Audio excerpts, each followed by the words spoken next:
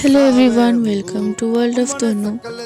আজকে আপনাদেরকে দেখাবো মূলোর আচার বানানো, তাও নেপালি স্টাইলে। ফার্স্টে মূলোগুলোকে ভালো করে ছুলে নিব। ছুলে নিয়ে তারপরে সেগুলোকে ভালো করে ধুয়ে নিব। এরপরে মূলোটিকে কুচি কুচি করে আলু ভাজার মতন কেটে সেটির মধ্যে একটু লবণ দিয়ে দিব আর ভালো করে মেখে সেটিকে ঢেকে রেখে দেব। কিছুক্ষণ পরে আমরা দেখব মূলোটি জল ছেড়ে দিয়েছে।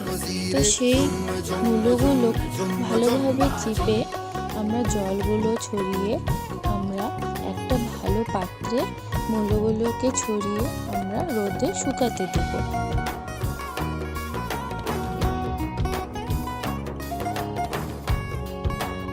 এরপর আমরা পরিমাণ মতো সর্ষের তেল গরম করে নেব এবং সর্ষের তেল গরম হয়ে গেলে সেটিকে ঠান্ডা করে তারপরে আমরা মূলোর মধ্যে ঢেলে ওটার মধ্যে পরিমাণ মতন লবণ, হলুদ ও কাশ্মীরি লঙ্কার গুঁড়ো দিয়ে দেব।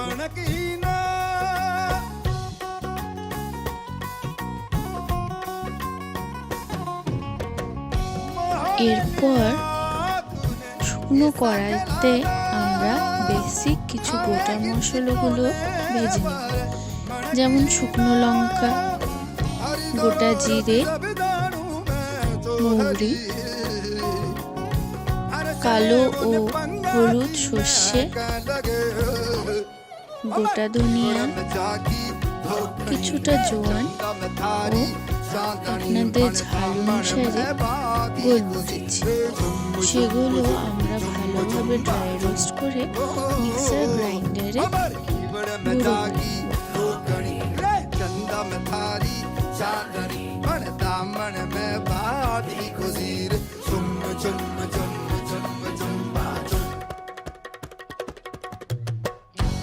এরপরে আমরা সেই লবণ, হলুদ, লঙ্কার গুঁড়ো দিয়ে মাখানো মূলোর মধ্যে গুঁড়ো মশলাগুলো ঢেলে ভালো করে মেখে নেব বা মিক্স করে নেব।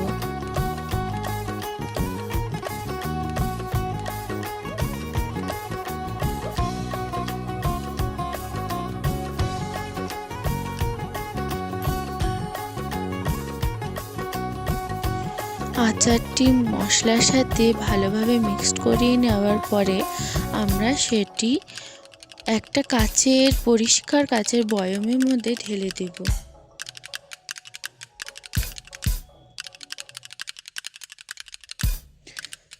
আচার অবশ্যই আপনারা এভাবে চেপে চেপে দেবেন যাতে সেটি ভালোভাবে ফরমেট হয়। এরপরে আপনারা আচারটিকে 2-3 দিন রোদে রেখে তারপরে খেয়ে অবশ্যই জানাবেন যে কেমন হয়েছে খেতে। আপনাদের আমার ভিডিও যদি ভালো লেগে থাকে তাহলে অবশ্যই কমেন্টে জানাবেন, তাহলে আমি আরও উৎসাহ পেয়ে আরও এরকম ভিডিও বানানোর চেষ্টা করব। Till then, bye bye, thank you for watching.